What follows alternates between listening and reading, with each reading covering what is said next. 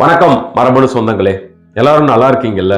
எங்கேயோ ஒரு இடத்துல சாப்பிட்டேங்க, அதுக்கப்புறம் வயிறு கெட்டு போச்சு. 2-3 நாளா லூஸ் டூல்ஸா போகுது. என்ன மெடிசன் கொடுத்தாலும் கண்ட்ரோல் ஆக மாட்டேங்குது. ஏன் தான் இப்படி நடக்குது அப்படின்னு யோசிக்கிறீங்களா? அதை பத்தி இந்த வீடியோல பார்த்துடலாம்.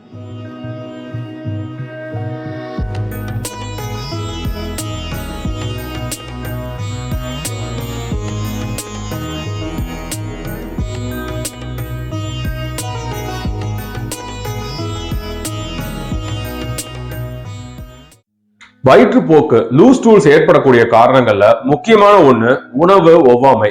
மேபி ஃபுட் சாப்பிட்டது அலர்ஜி ஆயிருக்கலாம், ஆனா அதனுடைய இம்பாக்ட் தொடர்ந்து இருக்காது.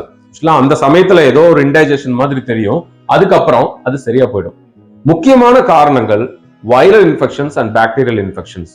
இது கண்டாமினேட்டட் ஃபுட், கண்டாமினேட்டட் வாட்டர், அதாவது அந்த இன்ஃபெக்ஷன் இருக்கக்கூடிய தண்ணியவோ உணவையோ அல்லது எங்கேயாவது ஒரு இடத்துல கையை நம்ம வச்சுட்டு நமக்கே தெரியாம அந்த கையை வாயில வைக்கிறதுனாலையும் அந்த இன்ஃபெக்ஷன் வயிற்றுக்குள்ள போகுது.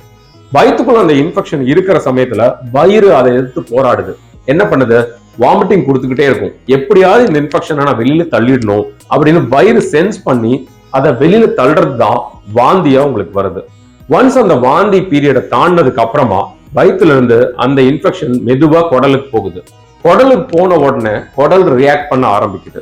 இந்த குடலை என்ன பண்ண ஆரம்பிக்குது அப்படின்னா, ஏதோ ஒரு அழுக்கு இந்த குடல்ல இருக்கு, அந்த இன்ஃபெக்ஷன் என்னை இரிட்டேட் பண்ணுது, இந்த இன்ஃபெக்ஷனை நான் வெளியில தள்ளியே ஆகணும் அப்படின்னு அந்த குடல் முடிவு பண்ணிட்டு வாஷ் பண்ணி வெளியில தள்ளுது. இதை தான் நம்ம டயரியான்னு சொல்றோம். தனியா மோஷன் போகுது அப்படின்னா குடல் அந்த இன்ஃபெக்ஷனை வாஷ் பண்ணி எப்படியாவது வெளியேற்றணும் அப்படின்னு துடிக்குது. அதனால அது முடிஞ்ச அளவுக்கு தண்ணியோட சேர்த்து அந்த இன்ஃபெக்ஷனை வெளியில அனுப்புது. ஆனா இதுல முக்கியமா வரக்கூடிய காம்ப்ளிகேஷன் என்ன அப்படின்னா, இந்த தண்ணியா வெளியில போறது எல்லாமே வாட்டர் அண்ட் எலக்ட்ரோலைட்ஸ். நீர் சத்தும் எலக்ட்ரோலைட்ஸ் அப்படிங்கிற முக்கியமான உப்பு சத்துகளும் வெளியில போயிடுது. இதனாலதான் டீஹைட்ரேஷன், டயர்ட்னஸ், ஏகப்பட்ட காம்ப்ளிகேஷன்ஸ் உடம்புல வர்றது. சோ இந்த ப்ராப்ளத்தை நம்ம புரிஞ்சுக்கிட்டோம் அப்படின்னாவே இதுக்கு நாம இமீடியட் ரெமெடி என்ன பண்ணணும் அப்படின்னு தெரிஞ்சுக்கலாம். இமீடியட் ரெமெடி என்ன? வயிறு தொடர்ந்து அதை வெளியில அனுப்பிட்டே இருக்கு, அது கழுவ ட்ரை பண்ணுது, அதனால தண்ணி நிறைய உடம்புல இருந்து வெளியில போயிட்டு இருக்கு. நம்ம தண்ணிய குடிக்க வேண்டியது அவசியம். இந்த தண்ணியோட சேர்ந்து உப்பு சத்து வெளியில போகுது இல்லையா, சோடியம் பொட்டாசியம் எல்லாம் வெளியில போகுது. அதனாலதான் அந்த ORS மாதிரியான விஷயங்கள் எடுத்துக்க சொல்றோம்.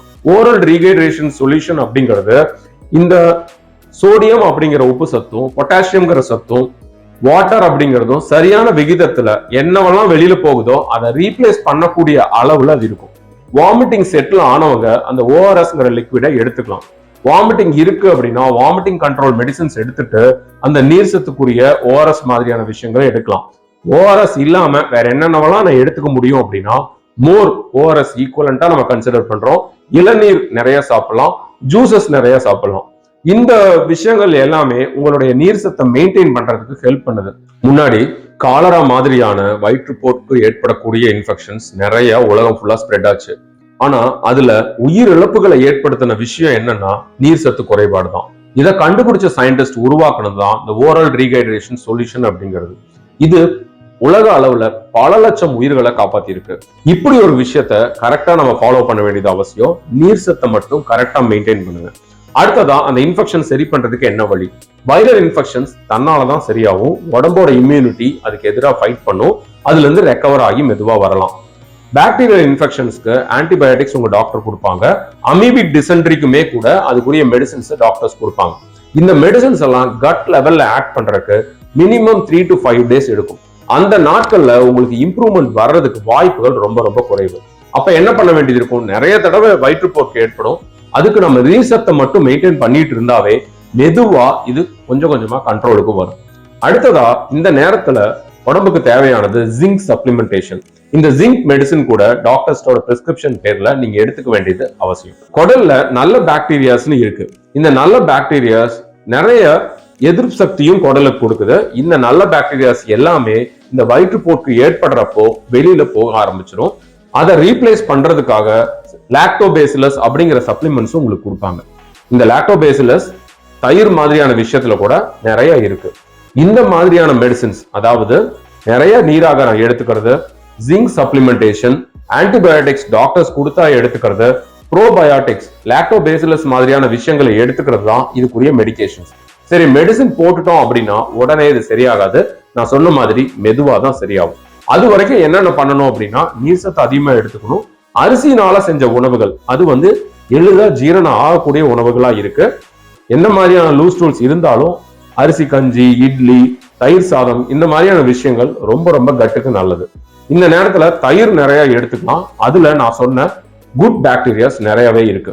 ரொம்ப டைஜஷனை டிலே பண்ணக்கூடிய அல்லது கேஸ்ட்ரைட்டிஸ்னால வயிறு ஆல்ரெடி திணறிட்டு இருக்கிறப்போ ஓவர்லோடு கொடுக்கக்கூடிய விஷயங்களான ஹைலி ஆயில்டு ஃபுட்ஸோ ரொம்ப காரமான உணவுகளோ தவிர்க்கிறது நல்லது. சில குழந்தைங்களுக்கு, சில அடல்ட்ஸ்க்குமே கூட நாங்க அந்த நேரத்துல மில்க் சாப்பிட வேண்டாம் அப்படின்னு சொல்லுவோம். மில்க் ப்ராடக்ட்ஸ், மோர், தயிர் ரொம்பவே நல்லது. நான் சொன்ன இது மாதிரியான ப்ரிகாஷன்ஸை நீங்க எடுத்துக்கிட்டாவே வயிற்றுப்போக்கு அப்படிங்கிற ஒரு பிரச்சனையிலிருந்து எளிதா விடுபடலாம். முக்கியமான விஷயம், மருத்துவர் சொல்றதை கேளுங்க. உங்களுடைய நீர் ஆகாரம் கரெக்டா இருக்கணும். உங்க உடம்போட நீர் சத்தை மெயின்டைன் பண்ணுங்க. கொஞ்சம் கொஞ்சமா நீங்க இந்த இன்ஃபெக்ஷன்ல இருந்து, வயிறு இன்ஃபெக்ஷன்ல இருந்து வெளியில வரலாம். இந்த இன்ஃபெக்ஷன் செட்டில் ஆகிறதுக்கு சில நாட்கள் எடுக்கலாம். அந்த சில நாட்கள்ல எந்த காம்ப்ளிகேஷனும் போகாம இருக்கிறதுக்கு இது போன்ற வழிமுறைகள் கண்டிப்பா உங்களுக்கு ஹெல்ப் பண்ணும். இந்த வீடியோ யூஸ்ஃபுல்லா இருந்திருக்கும் அப்படின்னு நான் நம்புறேன். இதே மாதிரியான இன்னொரு வீடியோல நம்ம சந்திக்கலாம். நன்றி நண்பர்களே. பாய்.